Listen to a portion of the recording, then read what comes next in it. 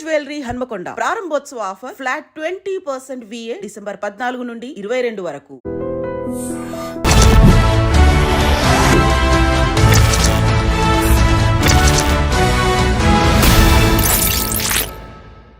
అందరికీ నమస్కారం. నేను స్వరూపకోట్లపల్లి. Welcome to I dream. Bunny bail రద్దు కాబోతుందా? ఆయన మళ్ళీ అరెస్ట్ కాబోతున్నారా? ప్రస్తుతం ఈ వార్తలు నెట్టింట్లో ట్రెండింగ్ లో కనిపిస్తూ ఉన్నాయి. సంధ్యా థియేటర్ తొక్కిసలాట ఘటనలో అరెస్ట్ అయ్యి జైలుకు వెళ్లిన అల్లు అర్జున్ కి హైకోర్టు 4 వారాల మధ్యంతర బెయిల్ అనేది ఇవ్వడం జరిగింది. అయితే ఇప్పుడు ఆ బెయిల్ ని క్యాన్సిల్ చేయించడానికి తెలంగాణ పోలీసులు ప్రయత్నిస్తున్నారు. వాళ్ళు సుప్రీం కోర్టుకి వెళ్ళబోతున్నారనే వార్తలు వినిపిస్తున్నాయి. ప్రస్తుతం నాతో పాటు హైకోర్టు అడ్వకేట్ సాయి కృష్ణ ఆజాద్ గారు ఉన్నారు. సార్ తో మాట్లాడి లీగల్ గా ఏం జరగబోతోందో తెలుసుకుందాం. సార్ నమస్తే. నమస్తే. సుప్రీం కోర్టుకి వెళ్ళబోతున్నారు తెలంగాణ పోలీసులు అల్లు అర్జున్ బెయిల్ ని క్యాన్సిల్ చేయించడానికి అనే వార్తలు బలంగా వినిపిస్తున్నాయి. అలా హైకోర్టు ఇచ్చిన 4 వారాల మధ్యంతర బెయిల్ ని మళ్ళీ పోలీసులు క్యాన్సిల్ చేయించే ఛాన్స్ ఉంటుందా? ఉంటదండి. అంటే ఇప్పుడు జనరల్ గా ఏంటంటే కింది కోర్టు ఇచ్చిన ఏదైతే బెయిల్ ఏదైతే ఉందో దాన్ని రద్దు చేయమని చెప్పేసి సుప్రీం కోర్టుకి వెళ్ళే పోలీసు వారికి ఉంది. అది వెళ్ళొచ్చు, వారికి రైట్ అది. సో జనరల్ గా వెళ్ళినప్పుడు అక్కడ కూడా సుప్రీం కోర్టులో కూడా వాదనలు వినిపిస్తారు. పోలీసు వారు తమ యొక్క వాదనలు ఏవైతే ఉన్నాయో దీనికి సంబంధించిన ఘటన, ఈ సంఘటన ఇవన్నీ కూడా వాళ్ళ వాదనలు వాళ్ళు వినిపిస్తారు. అలాగే బన్నీ గారికి కూడా నోటీస్ వస్తుంది సుప్రీంకోర్టు నుంచి. వాళ్ళకి నోటీస్ వస్తుంది. ఎందుకు అంటే వాళ్ళ యొక్క వాదనలు వినిపించుకోవడం కోసం. సో అక్కడ ఆయన అల్లు అర్జున్ గారు కూడా వాళ్ళ తరఫున న్యాయవాది ఎవరైతే ఉంటారో వారు మొన్న ఎట్లా ఆర్గ్యూ చేశారో అట్లనే సుప్రీంకోర్టులో వాళ్ళ దగ్గర ఏదైతే ఇన్నోసెన్స్ ఏదైతే ఉందో అది ప్రూవ్ చేసుకోవడానికి వాళ్ళు ఆర్గ్యూ చేస్తారు. ఆర్గ్యూ చేసిన తర్వాత అప్పుడు సుప్రీంకోర్టు వారు నిర్ణయం తీసుకుంటారు. ఏమనంటే ఈ బెయిల్ రద్దు చేయాలా లేదా కంటిన్యూ చేయాలా, లీగల్ ప్రాసెస్ అదంతా. సో దాని ప్రకారం జరుగుతుంది. వాళ్ళకి వెళ్ళొచ్చు, పోలీసు వారు వెళ్ళే అధికారం అయితే వాళ్ళకి ఉంటుంది. అయితే అసలు సంధ్యా థియేటర్ దగ్గరికి వెళ్ళడానికి అల్లు అర్జున్ కి పోలీసులు పర్మిషన్ ఇవ్వలేదు. అయినా సరే ఆయన వెళ్లారు. దాని వల్లే తొక్కిసలాట జరిగింది. ఓ మహిళ మృతి చెందింది. శ్రీతేజ్ అనే ఆమె కొడుకు ఇప్పుడు హాస్పిటల్లో క్రిటికల్ కండిషన్ లో ఉన్నాడు అనేది తెలుస్తుంది. దీనికి సంబంధించి పోలీసులు ఒక రిపోర్టు తయారు చేశారు. అది పట్టుకుని సుప్రీం కోర్టుకి వెళ్లే ఛాన్స్ ఉంది అనే వార్తలు వినిపిస్తున్నాయి. ఒకవేళ ఇదే జరిగితే సుప్రీం కోర్టు నుంచి ఎలాంటి ఆర్డర్స్ వచ్చే అవకాశం ఉంటుంది? ఒకటండి, ఇప్పుడు మొన్న జరిగినప్పుడు వాళ్ళు బెయిల్ పిటిషన్ ఏమంటే యాక్చువల్ బెయిల్ పిటిషన్ కాదు, వాళ్ళు ఫైల్ చేసి క్వాష్ పిటిషన్ అంటారు. అంటే హైకోర్టులో ఆల్రెడీ క్వాష్ పిటిషన్ పెండింగ్ ఉంది. అంత ముందు రోజే ఆయన హైకోర్టులో అల్లు అర్జున్ గారు దానికి సంబంధించి హైకోర్టులో క్వాష్ పిటిషన్ దాఖలు చేయడం జరిగింది ఆ సంఘటన జరిగినప్పుడు. సో ఆ రోజే విచారణకు ఉంది. సో అదే రోజు ఈయన అరెస్ట్ చేయడం జరిగింది అనమాట. జరిగినప్పుడు సంబంధిత న్యాయవాది గారు ఏం చేశారంటే దానికి మధ్యంతర బెయిల్ ఏదైతే ఉందో దాన్ని అడగచ్చు. కామన్గా మధ్యంతర బెయిల్ అడిగే రైట్ అయితే ఉంది. సో మేము మా మధ్యంతర బెయిల్ ఏదైతే ఉందో దానికి ఇవ్వమని చెప్పి ఆయన చెప్పడం జరిగింది. దానికి సంబంధించిన స్పందించిన జడ్జి గారు వెంటనే బెయిల్ ఇవ్వడం జరిగింది. అది ప్రొసీజర్. జనరల్ ప్రొసీజర్ ఏంటంటే ఎప్పుడైతే ఒక వ్యక్తి అరెస్ట్ అయినప్పుడు జైల్లో పెట్టినప్పుడు మనం చూసాం, చాలా మందిని చూసాం. జనరల్ గా కింది కోర్టులో బెయిల్ పిటిషన్ మేము దాఖలు చేస్తాం.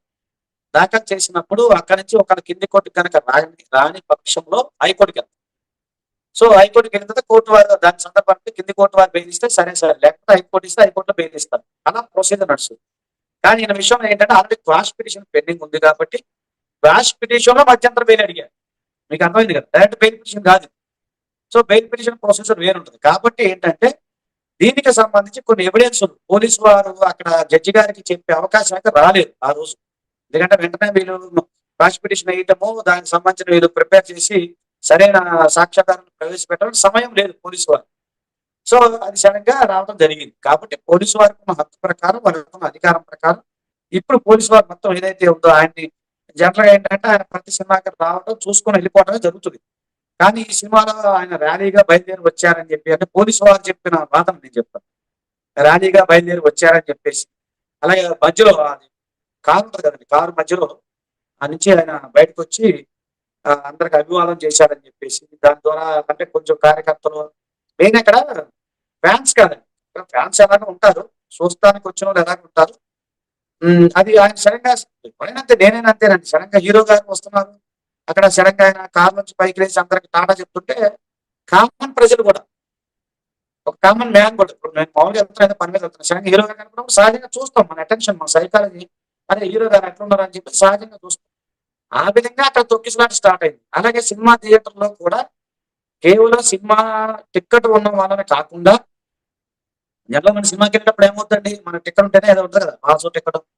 సో ఆ టికెట్ చూపిస్తేనే వెళ్ళాలి. ఇప్పుడు ఫోన్ లో కూడా వచ్చినట్టు అంటే చాలా బాగుంది నేను సినిమాకి స్కాన్. వెళ్తాను ఇప్పుడు చాలా బాగుంది. అదే ఇప్పుడు ప్రొసీజర్ అయితే మారినట్టు.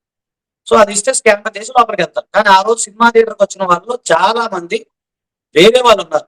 అసలు సినిమాకి సంబంధించిన టికెట్లు వాళ్ళు కానీ లేదా ఎవరు లేరు. ఎందుకంటే ఇక్కడే సంజయ్ థియేటర్ మాకు ఆఫీస్ పక్కనే మాకు ఒక హాఫ్ కిలోమీటర్ ఉంటుంది. నేను రెగ్యులర్ అట్టే వస్తుంటాం తిరుగుతాం. సో అక్కడ మేము కూడా మళ్ళీ పరిశీలించాను నేను తర్వాత వచ్చేటప్పుడు సరదా వాకింగ్ వెళ్ళి చూసుకుని వచ్చాను. చూస్తే అక్కడ అది ఎప్పటి నుంచో కంజెస్టెడ్ ఉంది. ఎందుకంటే ఆర్టీసీ క్రాస్ రోడ్ ఎప్పుడైతే ఇలాగ మీకు తెలియదని చాలా మంది తెలుసు ఆర్టీసీ క్రాస్ రోడ్ చాలా కంజెస్టెడ్ ఉంటుంది. అందులో సంజయ్ థియేటర్ కూడా చాలా కంజెస్టెడ్ ఎప్పుడు కట్టిన అది పాతది చాలా పాతది. సో సడన్ గా అక్కడ ఉన్న ప్రజలు జనాభా గుమ్మిగూడటం సడన్ గా రావటం వల్ల సడన్ గా గుర్తు తెలియని వ్యక్తులు గుర్తుపెట్టుకోండి గుర్తు తెలియని వ్యక్తులు కూడా లోపలికి ఎంటర్ అయ్యారు. ఇది సినిమా థియేటర్. అదే సమయం ఏమిటి సినిమా టికెట్ ఉంది కదా చనిపోయిన ఆమె పాపం ఆమె పిల్లోడు కూడా సినిమాకి వెళ్దాం లోపలికి వెళ్ళారు. అదే సమయం సడన్ గా జనాభా గుంపు రావటం ఆ తొక్కిసలాట జరిగిందో లేదా ఊపిరాడక చనిపోయింది అనేది ఇంకా అదే పోలీసు వారు చెప్పారు. ఇది వాళ్ళ వాదన పోలీసు వారి యొక్క వాదన.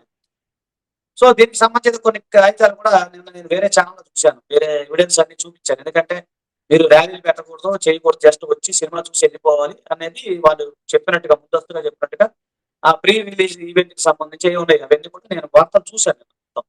సో ఇవన్నీ ఎవిడెన్స్ కూడా పెట్టి మరి అక్కడ హైకోర్టులో సుప్రీంకోర్టులో ఈ హైకోర్టు ఆర్డర్ తీసుకొని వెళ్ళి ఆ సుప్రీంకోర్టులో దాన్ని ఛాలెంజ్ చేశారు. రైట్ అయితే ఉంటుంది. ఛాలెంజ్ చేసిన తర్వాత మరి నిజంగానే వీళ్ళు లీగల్ గా వెళ్ళారు ముందుగానే వెళ్ళారు.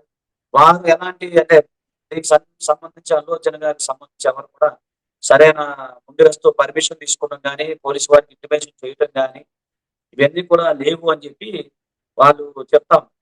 సో దాన్ని బట్టి పోలీసు వారు నిర్ణయం తీసుకున్న తర్వాత ఇంకా చెప్పలేము. It maybe may not be ఎందుకంటే బెయిల్ రద్దు అయ్యే అవకాశం ఉంది. లేదా బెయిల్ క్యాన్సిల్ కాకుండా మరి కంటిన్యూగా చేసామని చెప్పే అవకాశం ఉంది.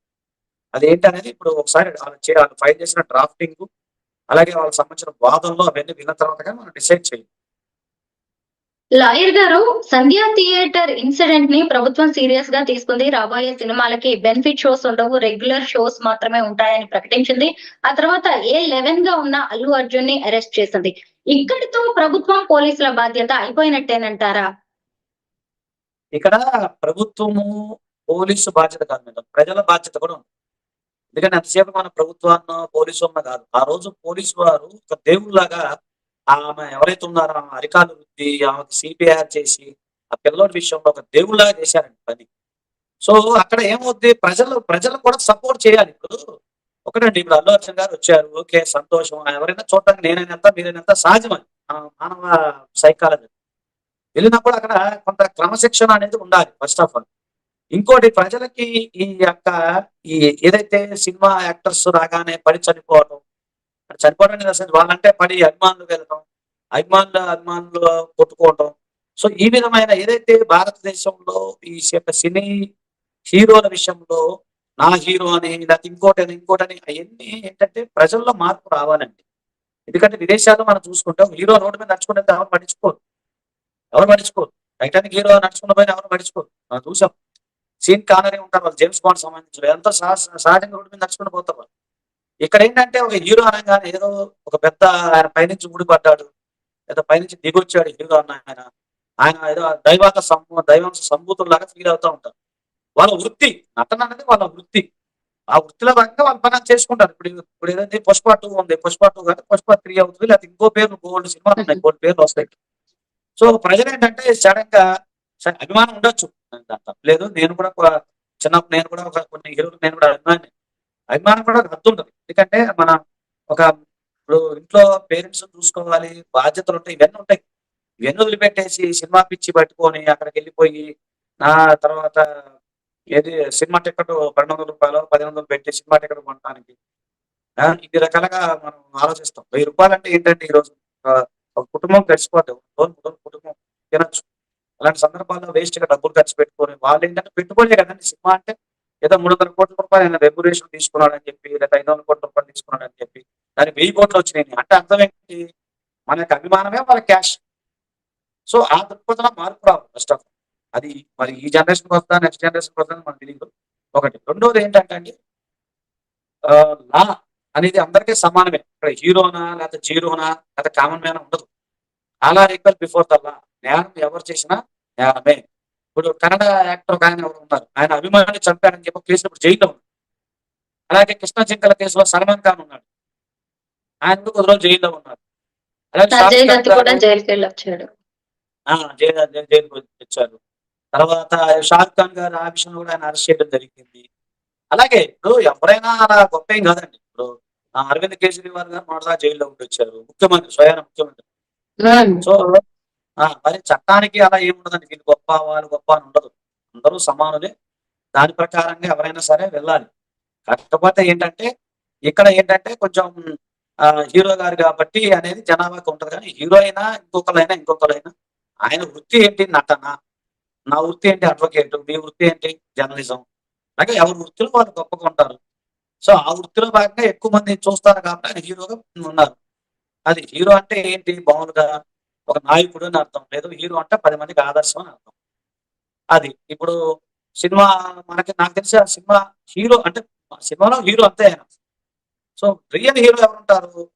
ఒక కార్మికుడు, ఒక దర్శకుడు, ఒక మిలిటరీ పర్సన్, ఆర్మీ పర్సన్, దేశ సేవ చేసేవాళ్ళు, మన అమ్మ నాన్న, మన తల్లిదండ్రులు, వీళ్ళు హీరో. నా వ్యక్తిగత అభిప్రాయం చెప్తాను.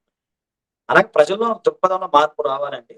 మార్పు వస్తే అన్ని జరుగుతాయి. ఇలాంటి జరగకుంటాయి ఫస్ట్ ఆఫ్ ఆల్. లాయర్ గారు మొదటి నుంచి కూడా అల్లు అర్జున్ అరెస్ట్ వెనుక రాజకీయ కుట్ర ఉంది అనే వాదనలు వినిపించాయి. అలాగే ఢిల్లీలో సీఎం రేవంత్ రెడ్డి గారు ఈ అరెస్ట్ మీద చేసిన వ్యాఖ్యలు కూడా ఆ వాదనలకు బలం చేకూర్చాయి. ముఖ్యంగా సంజయ్ దత్ అలాగే సల్మాన్ ఖాన్ జైలుకు వెళ్లి రాలేదా? ప్రధాని అయినా లేదంటే సినిమా స్టార్ అయినా ఎవరైనా సరే చట్టం ముందు ఒకటే, ఆయన ఏమైనా యుద్ధాలు చేసి వచ్చారా అంటూ రేవంత్ రెడ్డి వ్యాఖ్యలు చేశారు. అయితే హైడ్రా పేరుతో కన్వెన్షన్ కూల్చివేత దగ్గర నుంచి మొదలుపెట్టి సంధ్యా థియేటర్ లో ఇప్పుడు అల్లు అర్జున్ అరెస్ట్ వరకు ఇలా ఏది చూసినా గానీ టాలీవుడ్ విషయంలో మాత్రం సర్కార్ సీరియస్ గా వ్యవహరిస్తోంది. ఇప్పుడు మళ్ళీ బన్నీ బెయిల్ రద్దు కూడా ప్రయత్నిస్తోంది. సుప్రీం కోర్టు వరకు వెళ్ళబోతోంది. ఇలాంటివి చూసినప్పుడు నిజంగా దీని వెనుక రాజకీయ ఒత్తిళ్లు ఏమైనా ఉన్నాయా అనే అనుమానాలు బలంగా కనిపిస్తున్నాయి. మీరేమంటారు దీని మీద? అలా కాదండి. ఆయన ఆయన ఏమంటున్నారంటే రాజకీయ కోణం అనేది కాదు. రాజకీయ కోణం కాదు. ఆయన ఏం ఇప్పుడు ఇందాక నేను ఏం చెప్పా? చట్టం ముందు అందరూ సమానులే. ఇప్పుడు చట్టానికి ఎవరు అతిథులు కారు. ఒక సీఎం హోదాలో ఉన్న వ్యక్తి అక్కడ రాజకీయం కాదు. Is the administrative officer. ఇప్పుడు మన రాష్ట్రంలో శాంతి భద్రతలు కలిగించాలంటే ఆయన ప్రథముడు. అంతే కదమ్మా. కాబట్టి ఆయన ఏంటి చట్టం ప్రకారం మాట్లాడారు. వాస్తవమే కదా. నేను దాని కూడా అదే చెప్పే కదా. చట్టం ముందు అందరూ సమానులే. ఆర్టికల్ 14 ఉంది. చదువుకోమనండి ఎవరైనా సరే. చూసిన ప్రేక్షకులందరూ కూడా ఆర్టికల్ 14 అని కొడితే వచ్చేస్తుంది. భారత రాజ్యాంగం, Indian constitution article 14. All are equal before the law. There no discrimination. Religion, race, sex, వాళ్ళ హోదా, డిగ్నిటీ అవన్నీ పనికిరావు. చట్టానికి ఎవరు అతిథులు కాదు. మీరే అన్నారు అంత జయలలిత గారు జైల్లో ఉన్నారు. అందరూ కామన్ మ్యాన్ గా మనమే మాట్లాడినప్పుడు సీఎం హోదాలో ఉన్నప్పుడు ఆయన యొక్క అభిప్రాయాన్ని వ్యక్తపరచడం తప్పు కాదు. ఆయనకున్న రైట్ అది. ఆయన చెప్తారు. ఇప్పుడు నేనే చెప్పా కదా. మన హీరోలు ఎవరు? తల్లిదండ్రులు, లేకపోతే ఇద్దరు సైనికులు, కార్మికులు, కర్షకులు నేనే చెప్తున్నాను. మరి అలాంటప్పుడు ఆయన సీఎం స్థాయిలో ఉన్నప్పుడు ఆయన వ్యాఖ్యానించడం కరెక్టే. ఆయన ఆయన ఆలోచన ఆయన కరెక్ట్. లా ప్రకారం ఆయన అడ్మినిస్ట్రేటివ్ ఆఫీసర్ కాబట్టి ఒక మన మన రాష్ట్రాన్ని నడిపించే వ్యక్తిగా ఆయనకి ఏం చేయాలి ఏంటంటే వాళ్ళకి తెలుసు. అలాగే రాజ్యాంగాన్ని కాపాడాల్సిన వ్యక్తిగా వాళ్ళు అన్నారు. దానికి అందులో రాజకీయ కుట్ర, రాజకీయ కోణం ఏముంది? ఇప్పుడు ఇందులో ఈ అకారణంగా అయితే ఈయనైతే జైలుకి తీసుకెళ్లేదు కదా. ఒక వ్యక్తి నిండు ప్రాణం బలైంది. ఇంకో బాబు కూడా ఏదో పోరాడుతున్నాడు. జీవన్ మరణ పోరాటం ఏదో పోరాడుతున్నాడని తెలుస్తోంది. పాపం నాకు కూడా బాధ అనిపించింది. సో అక్కడ సంఘటన జరిగింది కాబట్టి నాకు చెప్పారు తప్ప సంఘటన జరగకుండా ఏమి లేకుండా కల్పితం చేసి అకారణంగా అయితే అరెస్ట్ చేయలేదు కదండి. అది క్లియర్ కదా. సో ఈయన వెళ్ళటం వల్ల తొక్కిసలాట జరిగిందని వాళ్ళ వాదన. ఇప్పుడు వీళ్ళు జనరల్ గా డిఫెన్స్ అడ్వకేట్ గా ఇప్పుడు నేను డిఫెన్స్ అడ్వకేట్ అనుకోండి, నేనే వాదిస్తాను. దీనికి దానికి సంబంధం నేను వాదిస్తాను. లేదు నేనే ప్రాసిక్యూషన్ అడ్వకేట్ అనుకోండి, నేనేమో చెప్తాను. ఇతను అంత వల్ల చనిపోయి నేను చెప్తాను. అది సహజం. ఎవరి వాదన వాళ్ళవి. సో చట్టం ప్రకారం చట్టం తన పని తాను చేసుకుపోతుంది. న్యాయపరంగా దానికి సంబంధించిన discretion power of the court. Court యొక్క విచక్షణ అధికారాన్ని బట్టి ఏది న్యాయం అనిపిస్తే కోర్టు వారు చెప్తారు. మా చేతుల్లో లాయర్గా మా చేతిలో ఉండదు. పోలీసుల చేతిలో కూడా ఉండదు. Thank you so much lawyer గారు. ఎందుకంటే ఇప్పటి వరకు అల్లు అర్జున్ బెయిల్ మీద వస్తున్న ఊహాగానాలకి సంబంధించి మీరు చాలా మంచి క్లారిటీ ఇచ్చారు. Thank you so much. Thanks.